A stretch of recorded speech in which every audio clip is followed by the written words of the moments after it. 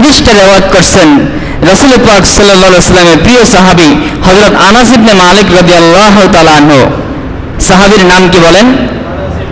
আনাস ইবনে মালিক রাদিয়াল্লাহু তাআলা আনহু, নবীজি 10 বছরের খাদেম। তিনি বলেন, ক্বালা রাসূলুল্লাহ সাল্লাল্লাহু আলাইহি ওয়াসাল্লাম, রাসূল পাক সাল্লাল্লাহু আলাইহি ওয়াসাল্লাম ইরশাদ করেন, লা ইউমিনু আহাদুকুম,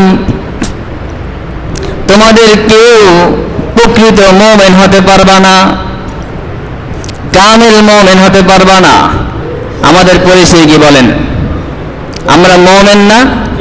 আমাদের পরিচয় কি? মুমিন, মুসলমান, ঠিক কিনা বলেন? আমরা ঈমানদার।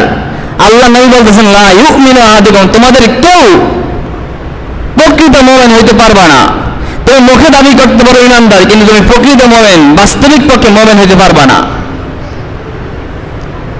তবে শর্ত আছে, হাত্তা আকুনা আহাব্বা ইলাইহি মিন ওয়ালিদিহি ওয়া ওয়ালাদিহি ওয়ান নাসি আজমাইন, যতক্ষণ না পর্যন্ত তোমাদের সন্তান সন্ততি, মা বাবা, পৃথিবীর সব কিছু রেখে এমনকি তোমার নিজের নফস থেকে আমি নবীকে বেশি ভালো না বাসতে পারবা, ততক্ষণ পর্যন্ত তোমরা প্রকৃত মুমিন হতে পারবা না।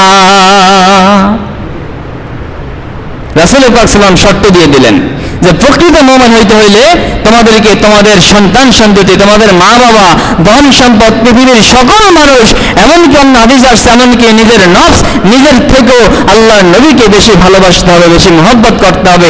ততক্ষণ পর্যন্ত যদি এটা করতে না পারো, তাহলে ততক্ষণ পর্যন্ত তোমরা প্রকৃত কামিল মুমিন হতে পারবে না। তাহলে সব কথার এক কথা, কোরআনের আয়াত যে কথা বলতেছে, হাদিসে সেই কথা বলতেছে যে সব কিছু থেকে বেশি ভালোবাসতে হবে কাকে? রাসূল পাক সাল্লাল্লাহু আলাইহি ওয়াসাল্লামকে। সব কিছু থেকে বেশি মহব্বত করতে হবে নবীকে, এমনকি নবীকে অনুসরণ করতে হবে।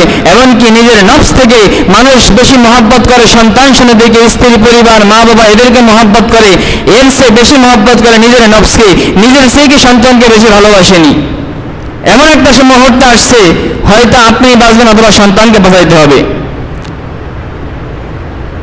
পরিস্থিতি দেখা যায় দুই একজন, শতকরা একজন হয়তো তখন সন্তানের মহব্বতে সন্তানকে বাঁচানোর তাগিদে সন্তানের দিকে লক্ষ্য করে, কিন্তু অধিকাংশ ক্ষেত্রে মানুষ সবসময় নিজেকে বেশি মহব্বত করে, ঠিক কিনা বলেন?